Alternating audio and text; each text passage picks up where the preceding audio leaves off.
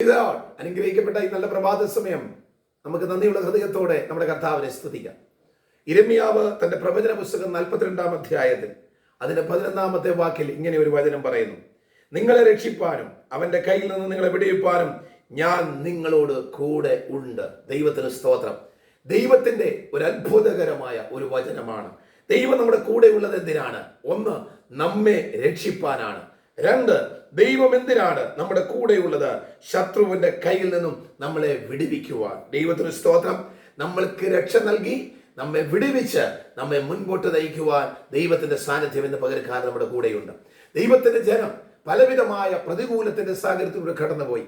അവരെ ശത്രു പിടിച്ചെടുത്ത് അവരെ ഇല്ലാതെയാക്കുവാൻ തക്കണം ശത്രു പല പദ്ധതികൾ ചെയ്തു.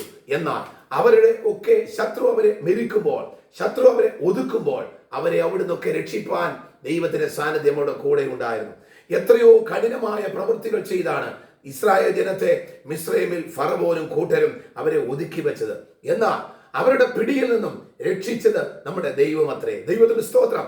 അതെ, നാം എത്രയധികം കഠിനമേറിയ ശത്രുവിന്റെ ബന്ധനാവസ്ഥയിൽ കിടന്നാലും ഇന്ന് പകൽക്കാലം പരിശുദ്ധാത്മാവ് നമ്മെ രക്ഷിക്കുന്ന ദൈവമത്രേ. ഹല്ലേലൂയ. പരിശുദ്ധാത്മാവ് പറയുകയാണ്, ഈ ദൈവം നമ്മെ വിടുവിക്കുന്ന ദൈവമത്രേ.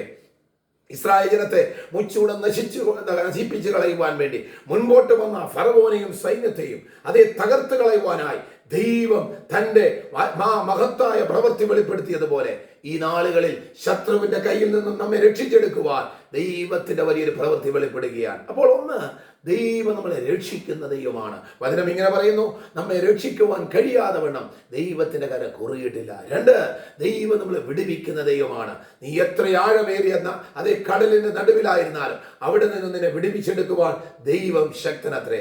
ദാനിയേലിനെ വിടുവിച്ച ദൈവം, ചന്ദ്രക്ക് മേശക അബേദ്നെഗോവിനെ വിടുവിച്ച ദൈവം, പൗലോസിനെ അതേ കാരാഗ്രഹത്തിൽ നിന്ന് വിടുവിച്ചവനായ ദൈവം, പത്രോസിനെ കാരാഗ്രഹത്തിൽ നിന്ന് വിടുവിച്ചവനായ ദൈവം ഇന്ന് പകൽക്കാലം നിങ്ങളോട് ദൂത് പറയുന്നു.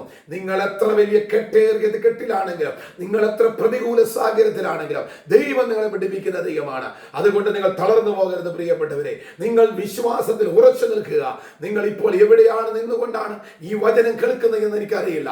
എന്നാൽ ദൈവം എന്നോട് പറയുന്നു, നിങ്ങൾ എന്നെ ശ്രദ്ധിക്കുന്ന പ്രിയപ്പെട്ടവരോട് പറയുവാൻ, ദൈവം നിങ്ങളെ രക്ഷിക്കുന്ന യഹൂദാ ഗോത്രത്തിന്റെ സിംഹമാണ്. അവന്റെ അലർച്ചയുടെ മുമ്പിൽ ഒരു ശത്രുവിനും പിടിച്ചു നിൽപ്പാൻ കഴിയുകയില്ല. അവന്റെ കരത്തിന് മുൻപിൽ, അവന്റെ കരത്തിൽ നിന്നും ആർക്കും നമ്മെ തട്ടിയെടുക്കുവാൻ കഴിയുകയില്ല.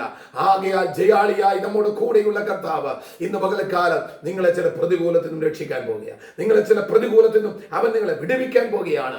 ആകയാൽ വിശ്വസിച്ചുകൊണ്ട് മുൻപോട്ട് പോകുക. ദൈവത്തിന്റെ കരം നിങ്ങളുടെ അടുത്തേക്ക് വരുന്നു.